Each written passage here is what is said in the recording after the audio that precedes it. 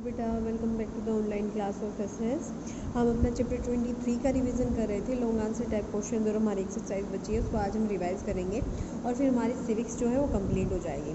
So question number 6 है, what arguments were given by the leaders in giving right to women along with man.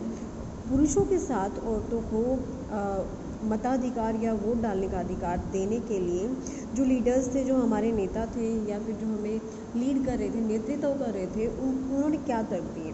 उन्होंने सबसे पहले कहा कि जो डेमोक्रेसी है वो समृद्ध नहीं हो सकती है किसके बिना, औरतों की समानता के बिना जो डेमोक्रेसी है वो समृद्ध नहीं हो सकती है।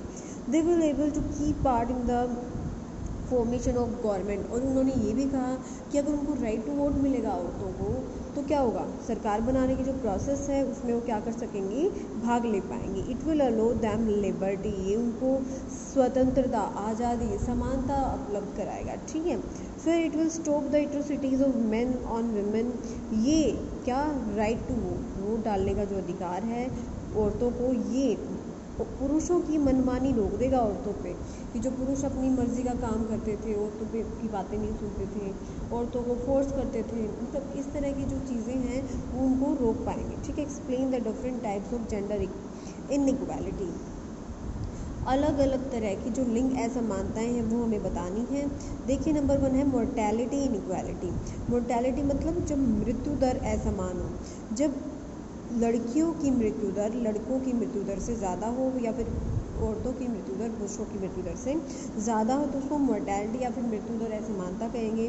फिर है नेटलिटी, जन्म के लिए जो जन्म असमानता, मतलब जब बॉय चाइल्ड का, जब लड़के का के जन्म को प्राथमिकता दी जाती है लड़की की तुलना। मीन्स जब जन्म होता है तो मैक्सिमम फैमिलीज़ क्या सोचते हैं कि उनको लड़का हो, स्पेशली जब पहला बच्चा है तो क्या सोचते हैं, लड़का ही हो। ठीक है। लड़कियों के जन्म को एक अभिशाप माना जाता था। ठीक है। फैमिली इनइक्वालिटी, फैमिली जब पारिवारिक असमानता है, जब लड़कों को अच्छा तरह का व्यवहार दिया जाता है, लड़कों के साथ अच्छा व्यवहार किया जाता है लड़कियों की तुलना में, लड़कियों से काम कराया जाता है या फिर खेलने के लिए अलाउ नहीं किया जाता, जबकि जो लड़के हैं वो बाहर जाकर खेलते हैं। Schooling of girls is also avoided, लड़कियों की जो शिक्षा है उसकी तरफ भी ध्यान नहीं दिया जाता है। ठीक है। फिर है what efforts have been made by the government to empower women. औरतों को सशक्त करने के लिए सरकार ने क्या क्या कदम उठाए हैं। सबसे पहले जो औरतें हैं उनको समान मताधिकार दिया गया है, वोट डालने का अधिकार दिया गया है। उनको उनकी जो पेरेंट्स की प्रॉपर्टी है उसमें भी समान हिस्सा मिलता है। पहले कोई भी शेयर नहीं मिलता था लड़कियों को अपने पेरेंट्स की प्रॉपर्टी में, लेकिन जो हमारी सरकार है उन्होंने हिंदू सक्सेशन अमेंडमेंट एक्ट पास किया है, जिसके अकॉर्डिंग जो औरतें हैं उनको अपने पति और पिता की जो संपत्ति है उसमें समान अधिकार मिलेगा। डॉवरी को, दहेज को अवैध घोषित कर दिया गया है। स्कूल और कॉलेज स्पेशली लड़कियों के लिए खोले गए हैं। बहुत सारे कानून बनाए गए हैं ताकि औरतों की जो सिचुएशन है उसमें सुधार उसकी। Give factors for the responsible for gender inequality. Gender inequality या लिंग असमानता के लिए कौन कौन से फैक्टर उत्तरदायी हैं, ये हमारा क्वेश्चन नंबर 3 सेम है। औरतों का निम्न स्तर समाज में, फिर लड़कियों के साथ भेदभाव, कन्यावध, लड़कियों की शिक्षा को नकारना और बाल विवाह, डाउरी, ठीक है, सती प्रथा and many more social evils of the society. तो ये क्या है, इन सभी के कारण जो औरतें हैं उनकी सिचुएशन ख़राब बनी हुई है। Name a few social reformers, कुछ सामाजिक समाज सुधारकों के नाम बताइए जिन्होंने औरतों के सुधार के लिए काम किया है और उनके द्वारा किए गए जो सुधार हैं उनके बारे में भी हमें बताना है। जो राजा राम मोहन राय हैं, नंबर 1, सबसे पहले राजा राम मोहन राय ने ही शुरुआत की थी किस चीज़ की, औरतों की स्थिति को सुधारने के लिए। ठीक है।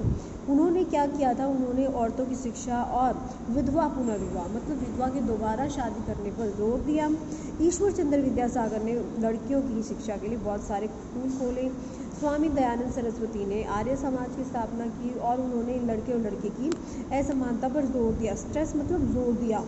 सर सैयद अहमद खान प्रोटेस्टेड, विद्रोह किया, विरोध किया किस चीज़ का, जो पर्दा सिस्टम था, पर्दा प्रथा थी, और पॉलीगैमी मतलब बहुत सारी बहुविवाह, बहुत सारी शादियां करते थे, जो स्पेशली किसमें होता था, मुस्लिम्स में। क्या करते थे लोग, बहुत सारी शादियां कर लेते थे जिनके कारण जो पहली बीवियां होती थी उनकी लाइफ पूरी ख़राब हो जाती थी।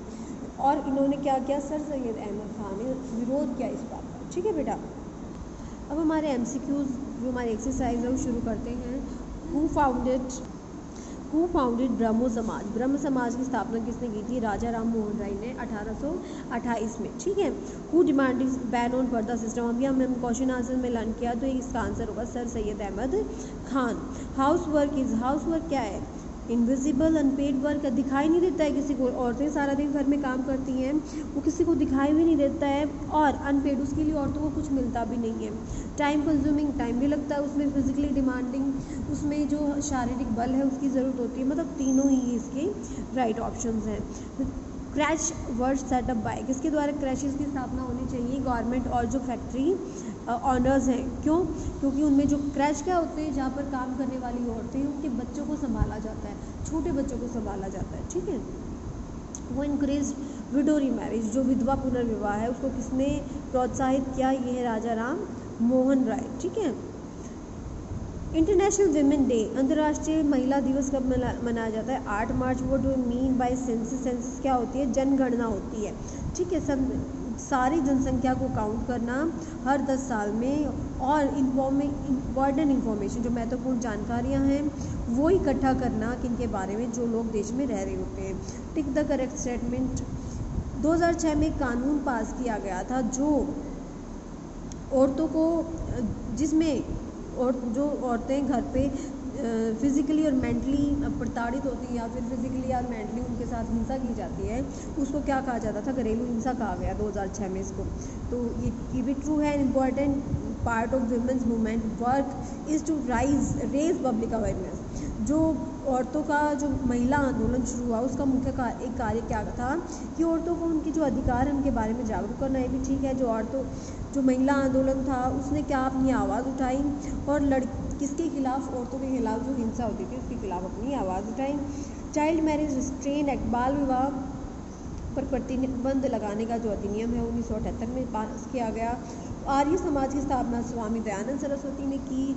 जेंडर क्या होता है, what is gender, natural state of being boy and girl, एक प्राकृतिक अवस्था होती है जिसमें लड़का या लड़की होती है, मीन्स उसको हम लिंग कहते हैं। ठीक है, विमेन औरतें हैं जो अब भी बहुत सारी सामाजिक इविल्स, सोशल इविल आएगा बेटा, सिविल नहीं आएगा। ठीक है, तो बहुत सारी सामाजिक बुराइयों से पीड़ित हैं, किसके कारण, लिंग असमानता के कारण। जो पंचायती राज है उसने औरतों के लिए 1/3 जो सीटें हैं वो आरक्षित कर दी हैं। स्वामी दयानंद सरस्वती ने आर्य समाज की स्थापना की थी। विमेंस जो राइट हैं उनको इक्वल राइट कंसीडर माना जाना चाहिए। ठीक है, ट्रू फॉल्स देख लीजिए। सती सिस्टम, सती जो प्रथा है वो कानूनी रूप से अवैध है, बिल्कुल ठीक है। Women put in less working hours than man, नहीं, गलत है, क्योंकि औरतें भी पुरुषों के समान काम करती हैं। स्टीरियोटाइप्स, जो हमारी रूढ़िवादी जो धारणाएं हैं वो किसको किसको रोकती हैं, औरतों पुरुषों को ऑप्टिंग फॉर अनयूजुअल, जो असामान्य जो कार्य हैं उनको करने से मना करती है। मतलब जो सदियों से पुरुषों के लिए उचित माने गए हैं उन्हीं कामों को करने के लिए फोर्स करता है। ठीक है, ये ट्रू है। 2011 की जनगणना के अनुसार लगभग 76% जो लड़के थे वो शिक्षित थे, और लड़कियों का केवल जो 54% था वो शिक्षित थे। डेमोक्रेसी क्या करती है, सभी नागरिकों के लिए समानता पर आधारित होती है, ये ट्रू है बेटा। ठीक है, international women day celebrated on 8 March. Equal remuneration act pass on 1976। Child marriage restrain act 1978 में पास हुआ। मैक्सिमम स्कूल ड्रॉप आउट्स, ये मतलब ज़्यादातर जो स्कूल से निकाला जाता है किसमें, मुस्लिम लड़कियों को। हिंदू कोड बिल क्या कहता है कि संपत्ति में समान अधिकार। सो बेटा हमारा जो सिविक्स के चैप्टर्स हैं रिवीजन में कंप्लीट हो गए हैं। तीनों ही चैप्टर को अच्छे से रिवाइज कीजिए। अगर आपको कोई डाउट है तो आप डाउट सेशन में पूछ लिया कीजिए। ठीक है बेटा, thank you and have a nice day.